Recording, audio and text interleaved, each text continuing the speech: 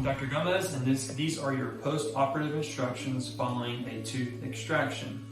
You'll be leaving the office with gauze placed in the extraction socket. We want you to change that gauze out about every 15 minutes until there is no longer any bleeding.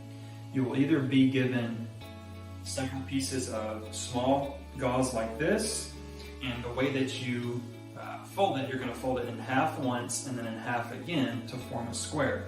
The most important part is to place it directly into the extraction site and then bite down.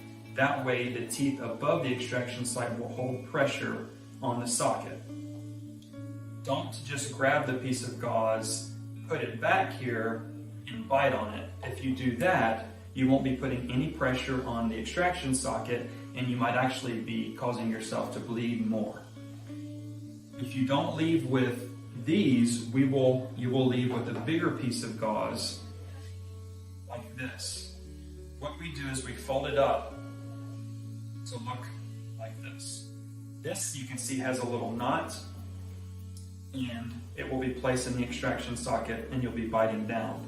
This leaves you with a big piece of gauze hanging out of your mouth, but the reason we do this is because some patients will be really numb on the entire side, and we don't want to risk them swallowing a small piece of gauze.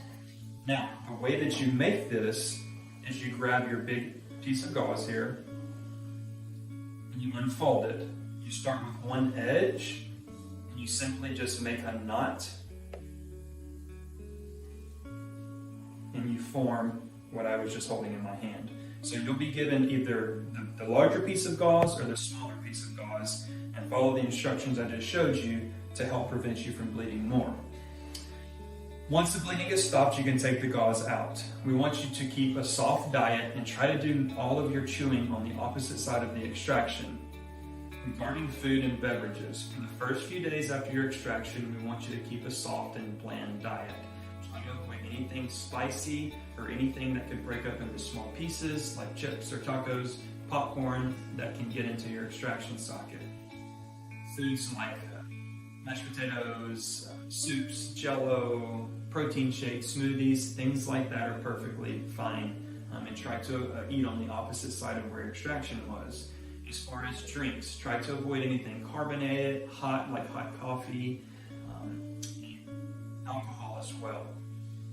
Water, tea, Gatorade, juices, things like that are perfectly fine. You might possibly ooze a little bit of blood for up to a day or so after your extraction. Now, you've already had gauze pressure on and stopped the bleeding, but a few hours later, you notice that you have blood coming out of your mouth or mixed with your spit. Saliva. A lot of people get anxious and think that they're really bleeding, but what's only happening is that the blood is mixing with the saliva and making it look like it's a lot of blood.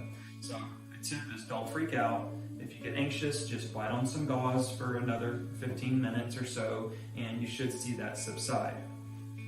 Also, try not to spit forcefully, drink through a straw, suck on candy, anything like that after your extraction. Also, we want you to take medications that you were prescribed as directed. It's very different for every situation, so just follow our instructions on that. Also, something that might really help is to ice the area about 20 minutes on and 20 minutes off for the remainder of the day that you had the extraction. Regarding brushing and flossing, you can still brush and floss your teeth the day after your extraction. Just be very careful around the area where the extraction was, and I probably wouldn't use any mouth rinses like Listerine or anything for a couple of days until you have had some initial healing. You can use warm salt water a few times a day, starting the day after your extraction. The last few things to remember are to rest the day of your extraction. If you're going to return to work the next day, try to keep light duty.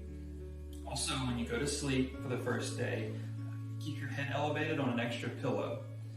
Regarding pain, if you were prescribed pain medication, you can take it as directed. The vast majority of the time, rotating ibuprofen and Tylenol, as we tell you to in the office, controls the pain for the vast majority of patients. At the end of the day, our goal is for you to have the best possible experience and the quickest healing after your extraction.